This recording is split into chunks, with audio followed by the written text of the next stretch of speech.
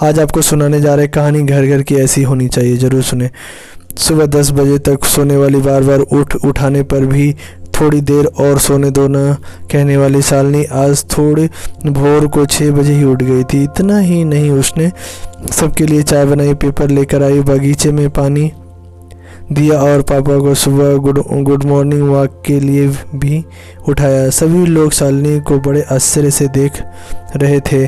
सभी का एक ही सवाल था, शालिनी तुम यह क्या कर रही हो? शालिनी ने धीरे से जवाब दिया, 3 महीने हो गए हैं मेरी शादी तय हुए। वहाँ पर कौन होगा मेरे आगे पीछे घूमने वाला?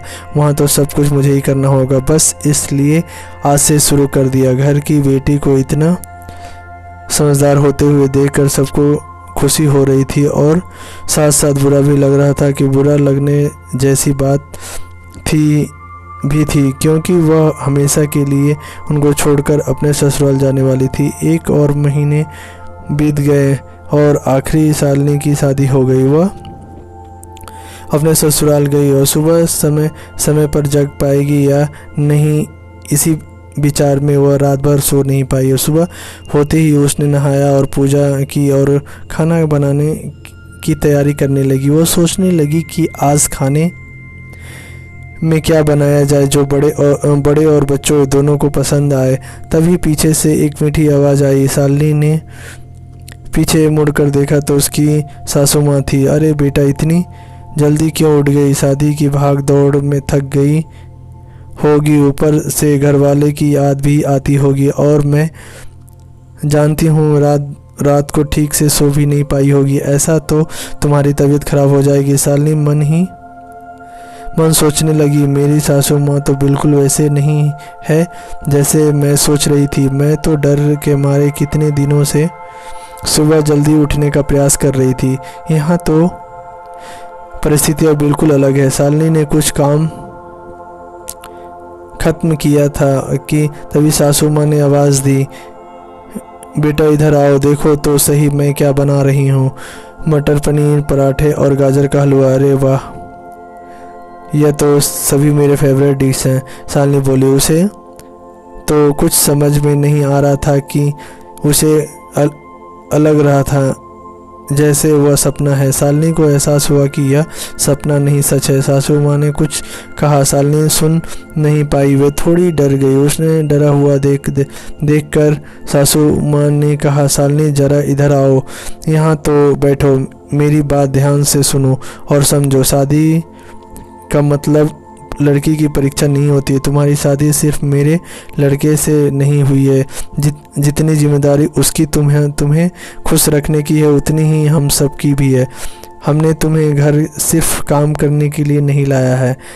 तुम्हें क्या आता है या तुम हमारे लिए क्या कर सकती हो, यह सब देखने के लिए तो बिल्कुल नहीं। और हम तुम्हारी आज़ादी भी तुमसे नहीं छीनेंगे। अगर अपनी बात करो तो मुझे सिर्फ एक अच्छी फ्रेंड चाहिए थी।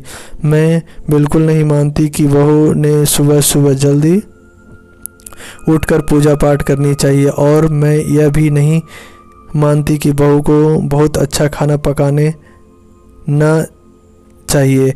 शादी का मतलब तुम्हारे सपनों का बलिदान बिल्कुल भी नहीं हो सकता, बल्कि मैं तो कहूँगी कि शादी का मतलब तुम्हारे सपनों को और ज़्यादा ऊंची उड़ान देना होना चाहिए। हम सब हमेशा तुम्हारे साथ हैं, हर दिन हर पल। शालिनी की शादी को अब 10 साल बीत चुके थे। इन 10 सालों के सफ़र में उसने जो अनमोल रिश्ते कमाए थे उसमें से थी एक माँ, जो जी हाँ वह सासू माँ जो अब उसकी माँ बन चुकी थी। शालिनी ने अपने जीवन में काफ़ी उतराव चढ़ाव देखे थे, लेकिन उसके मन में यह एक सोच बहुत पक्की बैठ चुकी थी कि जब भी उसके लड़के की शादी होगी और वह घर में बहू लाएगी तो वह अपनी सासू माँ की तरह ही अपनी बहू के साथ व्यवहार करेगी। टीवी सीरियल में सास बहू को दिखाया जाता है, वह वास्तविकता है ऐसा बिल्कुल नहीं है। समय के साथ लोग बदलते हैं, लोग के विचार बदलते हैं। कुछ गलत लोग ज़रूर जीवन में आते हैं, लेकिन सभी गलत हो ऐसा ज़रूरी नहीं है। आखिर मैं यही कहूँगा कि बहू मतलब बेटी होती है। गलतियाँ तो हर किसी से होती है, इसलिए बहू के साथ वैसे ही व्यवहार करें जैसे खुद की बेटी के साथ करते हैं।